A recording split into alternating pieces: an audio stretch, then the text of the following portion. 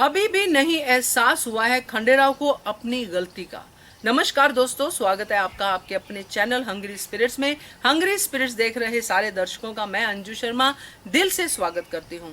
खंडेराव आ तो गए हैं मगर गुस्से में भरे हुए हैं अपने बाबा साहिब के खिलाफ। पहले तो वो अहिल्या से बात करते हैं और वो बात करते हैं कि इतनी बड़ी गलती तो नहीं थी जो मुझे 7 साल के लिए बाहर भेज दिया।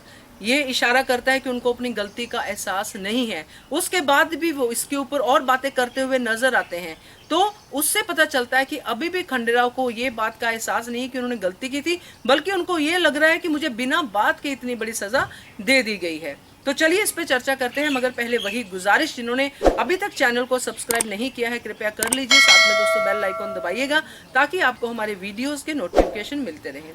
एक तरफ है मल्हार राव होलकर, जो बहुत ही सच्चे, ईमानदार और हर किसी को एक तरह से देखने वाले राजा हैं, जिनकी नजरों में बेटा भी और प्रजा भी सब इक्वल है। अगर किसी ने गलती की है उसको सजा मिलेगी। इधर खंडेराव हैं, जिनको लगता है कि मैं उत्तराधिकारी हूं, मैं छोटा सूबेदार हूं, मैं राजकुमार हूं, तो मुझे तो कोई भी गलती करने का अधिकार है, और अगर मैं गलती करता हूं, अगर वो गलती है वाकई में, तो मुझे छोटी मोटी सजा देके माफ कर देना चाहिए। इतनी बड़ी सजा मुझे नहीं देनी चाहिए। मतलब कहने का ये है कि गलती भी मैं करूंगा और अपनी सजा भी मैं खुद ही डिसाइड करूंगा। तो ये खंडेराव ने अभी अपना ये रूप दिखाया है। अहिल्या उनको समझाती है कि आपको तो उनका शुक्रगुजार होना चाहिए कि उनकी वजह से, बाबा साहिब की वजह से आप अब इतने अच्छे राजा बनने के काबिल हो चुके हो।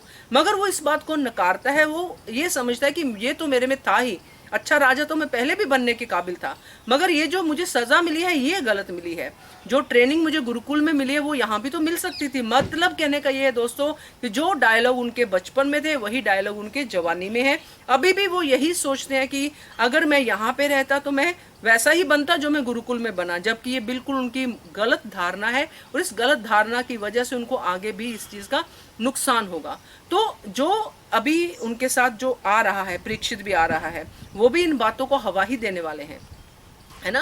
क्योंकि जो भी खंडेराव अभी बोलते हैं, जैसे उनकी सिफारिश करना, इनको सूबेदार बना दो, और उसमें भी उन्होंने बाबा साहिब के खिलाफ ही खड़े होना है, और ये सारी चीजें, खिलाफ खड़े होने वाली जितनी भी बातें वो करेंगे, वो सिर्फ और सिर्फ इसी बात की तरफ इशारा करेंगी कि आज भी खंडेराव की सुई वहीं पे अटकी हुई है कि मैं इतना भी गलत नहीं था जो मुझे इतनी बड़ी सजा मिल गई। और मल्हार राव होलकर दूसरी तरफ इस बात को लेके बहुत ज्यादा अपने अंदर घुलते जा रहे हैं कि मेरा बेटा ऐसा क्यों नहीं सोच रहा है, वो क्यों ऐसा सोच रहा है कि मैंने कुछ गलत किया है, जबकि मैंने तो उसकी भलाई के लिए ही किया था।